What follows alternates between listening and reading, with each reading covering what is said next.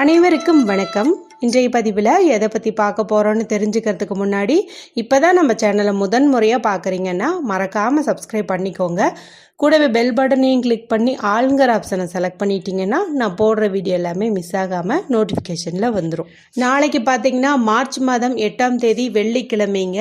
எப்போவுமே வெள்ளிக்கிழமை நாள் அப்படிங்கிறதே மிகவும் சிறப்பு வாய்ந்த நாளாக கருதப்படுது. ஏன்னா மகாலட்சுமி தாயாருக்கும் சுகபோக வாழ்வு அள்ளித்தரக்கூடிய சுக்கிர பகவானுக்கு உரிய நாளாகவும் இந்த வெள்ளிக்கிழமை நாள் இருக்குது. இந்த வெள்ளிக்கிழமையோட கூடுதல் சிறப்பாக நமக்கு பிரதோஷமும் இருக்குது. இந்த வெள்ளிக்கிழமை நாளில் வரக்கூடிய பிரதோஷத்தை சுக்கிரவார பிரதோஷம் அப்படின்னு சொல்லுவோம். மேலும் வருடத்திற்கு ஒரு முறை மட்டுமே வரக்கூடிய மகா சிவராத்திரியும் பார்த்தீங்கன்னா நாளைக்கு நமக்கு இருக்கு. இத்தனை சிறப்புகளும் கூடிய இந்த நாளில் பூஜைகளும் வழிபாடுகளும் உங்களால் செய்ய முடியலன்னா கூட கையில் ஒரு எண்ணு நான் எழுதி ஒன்று வரைய சொல்லியிருந்தேங்க. அதை செய்வதன் மூலமாகவே உங்களுக்கு பண வரவு அதிகரிக்கும்னு சொல்லியிருந்தேன். அது நிறைய பேர் செஞ்சு பலனடைஞ்ச ஒரு விஷயம்தான். அதாவது ஏற்கனவே நம்ம சேனலில் போட்ட விஷயத்தை தான் நாளைக்கும் நான் உங்களை செய்ய சொல்லியிருந்தேன். ஒரு நிமிஷம்தான் ஆகும் அதை செய்யறதுக்கு. அதனால் நாளைக்கு எத்தனை வேலை இருந்தாலும் மறக்காமல் உங்களுடைய கையில் அந்த சிம்பலை வரைஞ்சி அந்த நம்பரையும் நீங்கள் எழுதிக்கோங்க. மேலும் மகா சிவராத்திரி விரதம் இருக்கும் முறை, வழிபாடு செய்யும் முறை, கோவிலுக்கு போய் எப்படி வழிபாடு செய்யணும், வீட்டில் எப்படி வழிபாடு செய்யணும், அபிஷேகத்துக்கு என்ன பொருள் வாங்கிட்டு போய் கொடுக்கணும் என்பது குறித்து தனியாக ஒரு வீடியோவும் போட்டிருக்கிறேன். இந்த பூஜையும் செய்ய முடியாது, தூங்காமையும் இருக்க முடியாது, விரதமும் இருக்க முடியாது, ஆனாலும் எங்களுக்கு சிவராத்திரி விரதம் இருந்த பலன் கிடைக்கணும் அப்படின்னு நினச்சிங்கன்னா அதுக்கு ஒரு 4 எழுத்து மந்திரம் சொல்லி கொடுத்துருந்தேன். அதை நீங்கள் சொல்வதன் மூலமாகவே விரதம் இருந்த பலனும் உங்களுக்கு கிடைக்கும். மேலும் இரவு முழுவதும் நீங்கள் கண் விழிக்காமல் இருந்தாலும் குறிப்பிட்டு ஒரு நேரம் சொல்லியிருந்தேன். அந்த நேரத்தில் நீங்கள் முழிச்சிட்டு இருந்தீங்கன்னாவே இரவெல்லாம் முழித்த பலனும் உங்களுக்கு கிடைக்கும். அதனுடைய லிங்கையும் நான் டிஸ்கிரிப்ஷனில் கொடுக்குறேன். மறக்காமல் பார்த்து அதன்படி செய்யுங்க. இந்த பதிவில் எதை பற்றி பார்க்க போகிறோம் அப்படின்னு பார்த்தீங்கன்னா, நாளைக்கு காலையில் நீங்கள் எழுந்த உடனேயுமே இந்த விஷயத்த செஞ்சீங்கனாலும் சரி, இல்லை வெள்ளிக்கிழமை நாள் முழுமையும் நீங்கள் பயன்படுத்தி செஞ்சுக்கிட்டீங்கனாலும் சரி, அற்புதமான பணவரவு அப்படிங்கிறது ஏற்படும். ஏன்னா வெள்ளிக்கிழமை அப்படிங்கிறதே பணவரவு உண்டாவதற்கான வழிபாட்டையும் பரிகாரங்களையும் செய்யக்கூடிய ஒரு நாளாக தான் கருதப்படுது. அப்பேற்பட்ட நாளில் நமக்கு மேலே சொன்ன அத்தனை சிறப்புகளும் இருக்கு இல்லையா? அதனால நீங்கள் ராகு காலம் யமகண்டம்னு கூட எந்த நேரத்தையும் நீங்கள் விட்டு வைக்க தேவையில்லை. நாளைக்கு முழுமையா வெள்ளிக்கிழமைய பயன்படுத்திக்கலாம். யாருக்கெல்லாம் பண தேவை இருக்கோ, யாருக்கெல்லாம் வீண் விரயம் ஆகிக்கிட்டே இருக்கு, கையில் காசு தங்கறதில்ல அப்படின்னு நினைக்கிறீங்களோ, நிறைய கடன் பிரச்சனை இருக்கு, அதுக்கு தேவையான பணம் எங்களுக்கு தேவைப்படுது அப்படின்னு நினைக்கிறீங்களோ, அவங்க எல்லாருமே இந்த முறையை ஃபாலோ பண்ணலாம். ஆண்கள் பெண்கள் யாருக்கெல்லாம் பண தேவை இருக்கோ எல்லாருமே இந்த மெத்தடை ஃபாலோ பண்ணலாம். பெண்கள் இதை மாதவிடாய் சமயத்தில் செய்யலாமா அப்படின்னு கேட்டிங்கன்னா, நீங்கள் மாதவிடாய் ஆன 5வது நாளாக இருந்துச்சு அப்படின்னா நீங்கள் தலைக்கு குளிச்சுட்டு வீடெல்லாம் சுத்தம் பண்ணிட்டு இதை நீங்கள் செய்யலாம். இல்லைன்னா வீட்டில் இருக்கிற வேற யாருக்கிட்டையாவது சொல்லி இதை செய்ய சொல்லுங்க. மேலும் அசைவம் நாளைக்கு யாரும் செய்ய மாட்டீங்க, சாப்பிட மாட்டீங்கன்னு நினைக்கிறேன். ஒருவேளை உங்களுக்கு சிவராத்திரி இதெல்லாம் பார்க்க மாட்டோம், நாங்கள் நான்வெஜ் சாப்பிடுவோம் அப்படின்னு நினச்சிங்கன்னா நீங்கள் வீட்டில் அசைவம் சாப்பிட்றதுக்கு முன்னாடி இந்த முறையை செஞ்சுருங்க. அதன் பிறகு நீங்கள் செஞ்சு சாப்பிட்றது இதெல்லாம் உங்களுடைய விருப்பம். வார வாரம் நமக்கு வெள்ளிக்கிழமை அப்படிங்கிறது வந்துட்டே தாங்க இருக்கும். அந்த நாள்லையும் இதை நம்ம செய்யலாம். இருந்தாலும் நாளைக்கு நிறைய சிறப்புகளுடன் கூடிய நாளாக இருக்கு இல்லையா? இந்த நாளில் நம்ம பண வரவுக்காக ஏதாவது ஒரு சின்ன மெத்தடை ஃபாலோ பண்ணோம் அப்படின்னாவே அதில் பலன் நமக்கு அதிகமாக கிடைக்கும். அதனால நாளைக்கு வரக்கூடிய இந்த அற்புதமான அதிசக்தி வாய்ந்த நாளை யாருமே தவற விடாதீங்க. யாருக்கெல்லாம் வாழ்க்கையின் அடுத்த கட்டத்துக்கு போகணும், பண வரவில் நல்ல முன்னேற்றம் உண்டாகணும்னு நினைக்கிறீங்களோ அவங்க எல்லாரும் இந்த நாளை கண்டிப்பாக மிஸ் பண்ணிடாதீங்க. ஏன்னா சுக்கிரவார பிரதோஷம் அப்படிங்கிறதே பார்த்தீங்கன்னா தொழில் விருத்தி, வியாபார விருத்தி, பண தேவை பூர்த்தி செய்வதற்கு எல்லாத்துக்குமே ஒரு உகந்த நாளாக தான் கருதப்படுது. கூடுதல் சிறப்பாக நமக்கு மகா சிவராத்திரி இருக்கிறதுனால இந்த நாளை யாருமே தவற விடாதீங்க. சரி, இதுக்கு தேவையான பொருள் என்ன அப்படின்னு பார்த்தலாம்.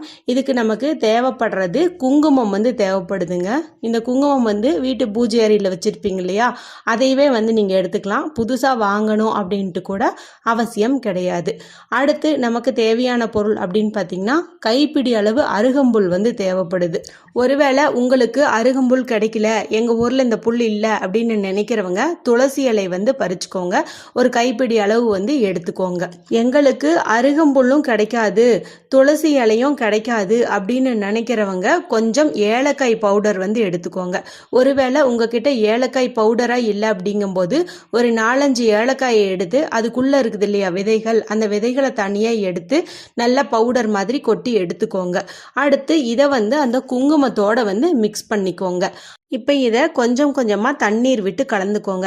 நல்லா ஞாபகம் வச்சுக்கோங்க, அருகம்புல் துளசி கிடைக்காதவங்க குங்குமத்தில் இந்த ஏலக்காய் பவுடரை கலந்து தண்ணீர் விட்டு பேஸ்ட் மாதிரி வந்து கலந்துக்கோங்க. ஒருவேளை உங்களுக்கு அருகம்புல்லோ துளசி இலையோ கிடைக்குது அப்படிங்கிற பட்சத்தில் அதை வந்துட்டு நீங்கள் நல்லா அலசிட்டு ஒரு மிக்சர் ஜாரில் போட்டு நல்லா அரைச்சிக்கோங்க. இல்லைன்னா கையிலேயே வந்து நல்லா கசக்கிக்கோங்க.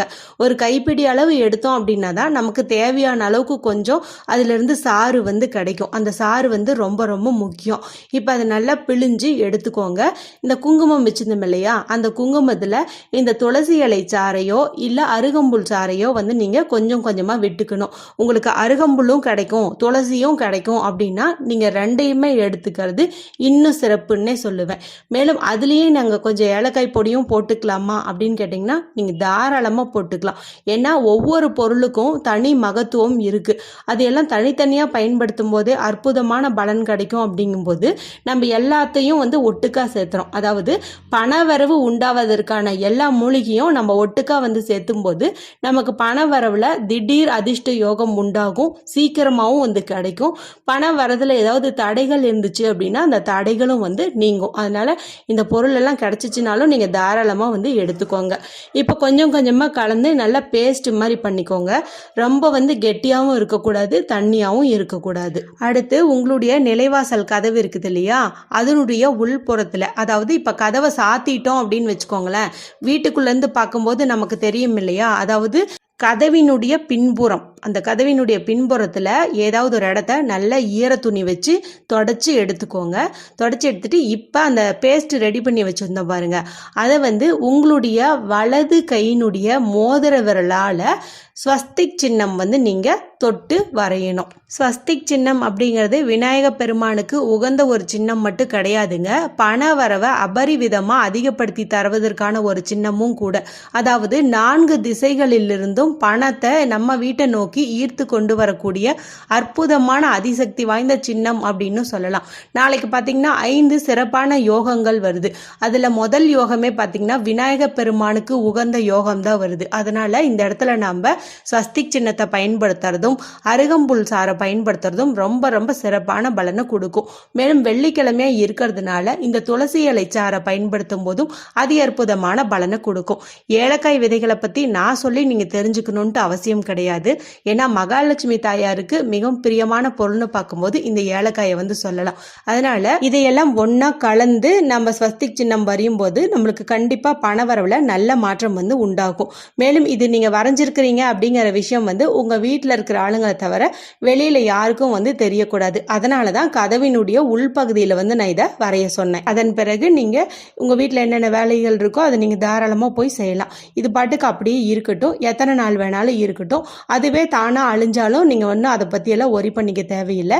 இதை அழிவதற்குள்ளேயே வந்துட்டு பணவரவில் ஏதாவது ஒரு அதிசயம் வந்து கண்டிப்பாக வந்து நடக்கும். இது சித்தர் குறிப்பிலிருந்து எடுத்த பரிகாரங்க, கண்டிப்பாக வந்து உங்களுக்கு பலன் கொடுக்கும். இந்த வீடியோ உங்களுக்கு பிடிச்சிருந்துச்சுன்னா மற்றவங்களோட பகிர்ந்துக்கோங்க, லைக் பண்ணுங்கள், கமெண்ட் பண்ணுங்கள். மற்றும் ஒரு பயனுள்ள பதிவில் உங்களை சந்திக்கிறேன். நன்றி, வணக்கம்.